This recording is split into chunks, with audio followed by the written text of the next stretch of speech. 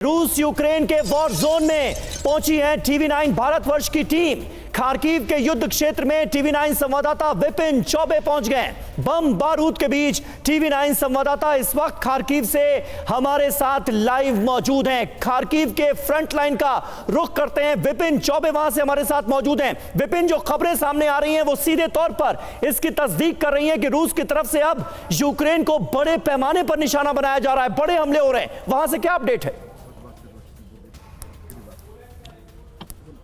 देखिए, हम इस वक्त खार्किव के फ्रंट लाइन पर हो और यूक्रेनी फौज जो फोर्स है मेरे साथ, देखिए lieutenant commander mister Balara, we are heading towards the Kharkiv front line. What is the situation there? And there are reports that the Russian forces are striking in the Kyiv, Odessa and many other places in the Ukraine.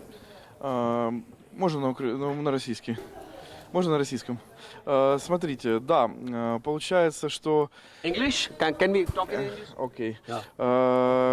Russian forces strike, yes, but in Vovchansk they slow, but that was Kursk counter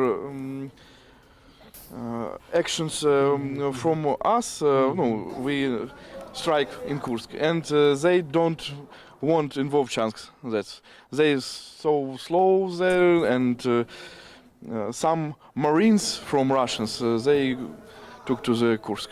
okay, देखिए crooks के इलाके में भी लड़ाई चल रही है और आज की जो रिपोर्ट है, देखिए हम फ्रंट लाइन की तरफ है बिल्कुल समीर, और हमें गाड़ी में ऑयल लेने के लिए रुकना पड़ा है।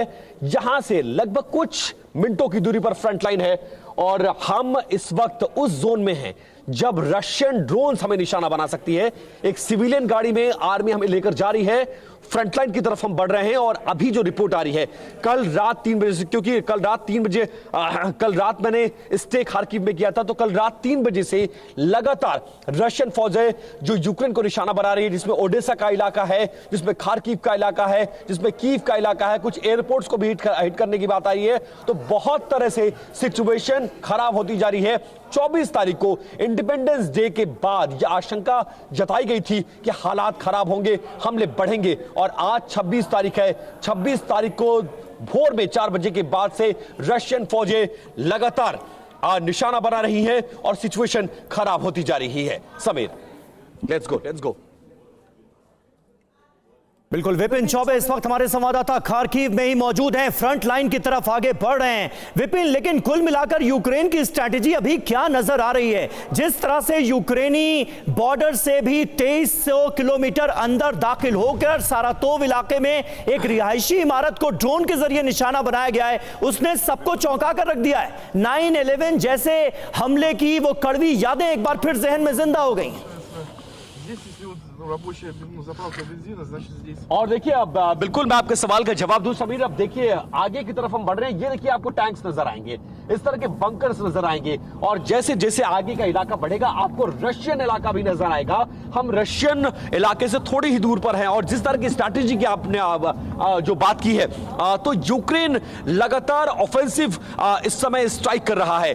क्रुक्स का इलाका हो, बेलगोरोद का इलाका हो, कुपियांस्क का इलाका हो, कुछ इलाके ऐसे वोरोनिल का इलाका हो, अब इस तमाम इलाकों में रशियन फोर्सेस भारी पड़ रही हैं। रशियन फोर्सेस का ध्यान हटाने के लिए अब माफ करें, यूक्रेनी फोर्सेस का ध्यान हटाने के लिए रशिया उन इलाकों को टारगेट कर रही है जो रिहायशी इलाके हैं। अब जैसे सुमी का बॉर्डर का इलाका है, आप देखिए, इसके अलावा कीव राजधानी है, और राजधानी में इस तरह के अटैक करके बहुत बड़ा संदेश देने की कोशिश है। और किसी भी तरह से क्योंकि लोकल प्रेशर पुतिन पर बहुत ज्यादा है, क्रुक्स के इलाके में लगातार फोर्सेस बढ़ती जा रही हैं, और कोई ऐसा दिन नहीं है जिस दिन सैकड़ों की तादाद में लोग ना मारे जाते हो। और अब हम आपको वो इलाके दिखाएंगे। वीरेंद्र, जरा सामने की तरफ कैमरा दिखाइए, और आपको वो इलाके दिखाएंगे जो रशियन फोर्सेस ने कब्जा कर लिया था, और इन इलाकों में अब सिविलियंस का आना पूरी तरह से मना। ये देखिए, ये तमाम मकान हैं जिनको बम, रॉकेट, मिसाइलों से उड़ाया गया था, और अब ये खंडहर बन चुके हैं। इन्हीं खंडहर के इलाकों से आगे बढ़ते हुए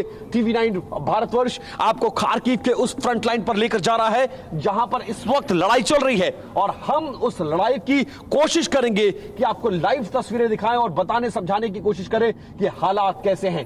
पूरा सन्नाटा पसरा होगा। आप दिन में देखिए कर्फ्यू जैसा माहौल है, सिर्फ आर्मी की गाड़ियों को अगर छोड़ दे, ये देखिए चर्च है, चर्च पे भी आपको निशान नजर आएंगे, इन पर भी गोलीबारी की गई थी। और यहां हमें अभी रुकना होगा कुछ देर के लिए। हमें ये इन्होंने बोला कि अब इसके आगे आप विदाउट बुलेट प्रूफ और विदाउट जैकेट नहीं जा सकते हैं, तो हमें थोड़ा सा वक्त दीजिए समीर। हमें बुलेट प्रूफ जैकेट पहनना होगा और आगे की तरफ, बॉर्डर की तरफ हमें हेड करना होगा। समीर।